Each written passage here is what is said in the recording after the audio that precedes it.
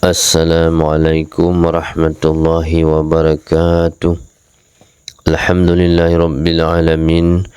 Wassalatu wassalamu ala asyrafil anbiya'i wal mursalin wa ala alihi wa sahbihi ajma'in. Jemaah Ashabul Kahfi yang dirahmati Allah Subhanahu wa taala. Adapun untuk mengetahui tempat matinya seorang hamba, maka dikatakan bahwasanya Allah Subhanahu wa taala telah menjadikan malaikat yang diserahi mengurus setiap bayi yang dilahirkan. Malaikat itu dinamakan dengan malaikat Arham. Ketika Allah Subhanahu wa taala menciptakan anak, maka Allah memerintahkan kepada malaikat Arham untuk masuk pada sperma di dalam rahim ibunya dengan membawa tanah dari bumi, di mana ia akan mati di bumi daerah itu. Maka hamba itu berputar berjalan di permukaan bumi.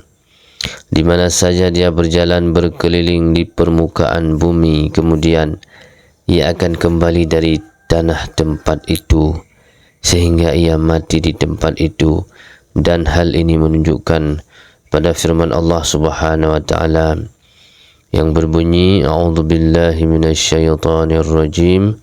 قل لو كنتم في بيوتكم لبرز الذين كتب عليهم القتل إلى مضاجعهم.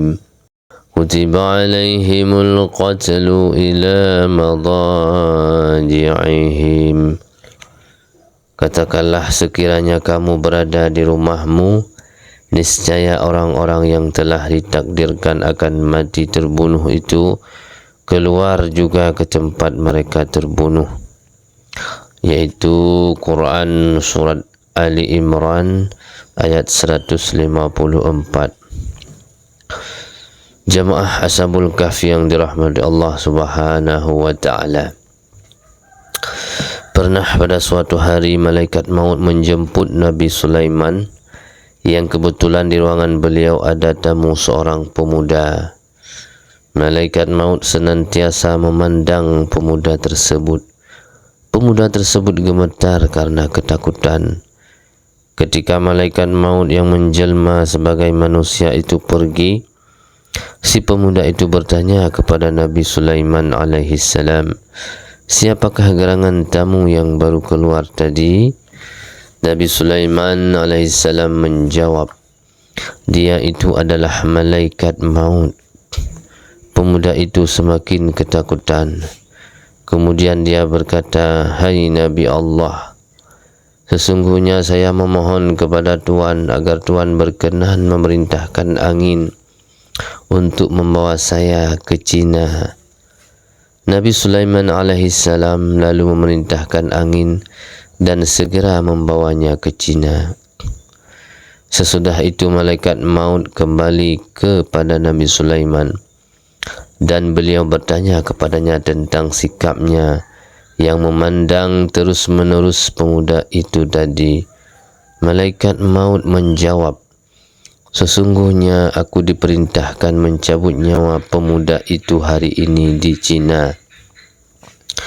Tetapi ia masih berada di sini dan saya menjadi heran." Nabi Sulaiman AS lalu menceritakan kisah pemuda itu yang meminta dikirim ke Cina melalui angin, dan aku segera memerintahkan angin untuk segera membawanya ke Cina. Lalu malaikat maut itu berkata kepada Nabi Sulaiman, "Aku telah mencabut nyawa pemuda itu pada saat itu pula setibanya di Cina." Dalam sebuah hadis disebutkan bahawa malaikat maut itu memiliki pembantu-pembantu yang membantunya dalam melaksanakan tugas mencabut nyawa makhluk. Tersebut di dalam beberapa riwayat bahawa ada seseorang yang selalu berdoa dengan doa, "Allahumma ghfirli wa limaliki syams." Wahai Tuhanku, ampunilah aku dan ampunilah malaikat penjaga matahari. Malaikat penjaga matahari itu lalu meminta izin kepada Allah Subhanahu wa taala untuk mengunjungi orang yang sering berdoa tersebut. Ketika malaikat penjaga matahari itu turun kepada orang tersebut, terus malaikat penjaga matahari bertanya kepadanya, "Engkau selalu mendoakan aku, dan sekarang apa keperluanmu?" Orang itu menjawab, "Saya ingin engkau membawa aku ke tempatmu saja, dan saya ingin engkau menanyakan kepada malaikat maut tentang ajal saya." Malaikat penjaga matahari itu lalu membawanya ke tempat dia berada dan menempatkannya di matahari. Kemudian dia pergi menjumpai malaikat maut lalu berkata, "Sesungguhnya ada seorang manusia yang setiap usai salat selalu mendoakan aku, dan dia meminta kepadaku agar aku bertanya kepadamu kapan ajalnya tiba, agar dia bisa bersiap-siap." Malaikat maut lalu membuka buku catatannya. Malaikat maut berkata, "Sesungguhnya temanmu ini sungguh luar biasa. Dia tidak akan mati kecuali dia sedang duduk di tempatmu, yaitu di dekat matahari." Malaikat penjaga matahari itu berkata, "Dia sekarang berada di tempatku dekat matahari." Lalu malaikat maut berkata, "Dia telah meninggal di tempat utusan-utusan kami, dan dia tidak mengetahui."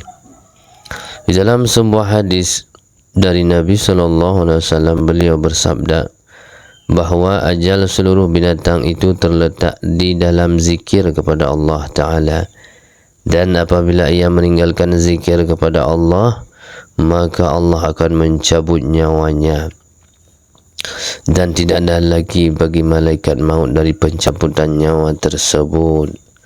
Telah dikatakan sesungguhnya Allah Subhanahu wa Ta'ala adalah zat yang mencabut beberapa nyawa.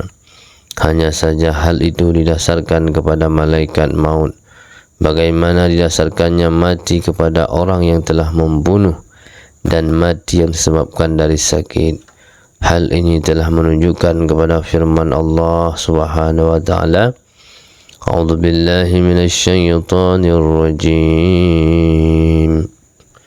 Allah yatawaffal anfusa hina mautiha wallati lam tamut fi manamiha فيمسك التي قضى عليها الموت ويرسل الأخرى إلى أجل مسمى إن في ذلك لآيات لقوم يتفكرون." Allah memegang jiwa orang ketika matinya dan memegang jiwa orang yang belum mati di waktu tidurnya, maka dia tahanlah jiwa orang yang telah dia tetapkan kematiannya, dan dia melepaskan jiwa yang lain sampai waktu yang ditetapkan. Sesungguhnya pada yang demikian itu terdapat tanda-tanda kekuasaan Allah bagi kaum yang berfikir. Quran Surat Az-Zumar ayat 42. Jamaah Sabul Kahf yang dirahmati Allah Subhanahu wa Ta'ala, telah kita dengarkan beberapa nasihat penting mengenai kematian. Semoga kita bisa selalu mempersiapkan amal kita menuju kematian, dan semoga kita semua mati dalam keadaan husnul khatimah. Amin amin ya rabbal alamin. Wallahu alam bissawab. Wassalamualaikum warahmatullahi wabarakatuh.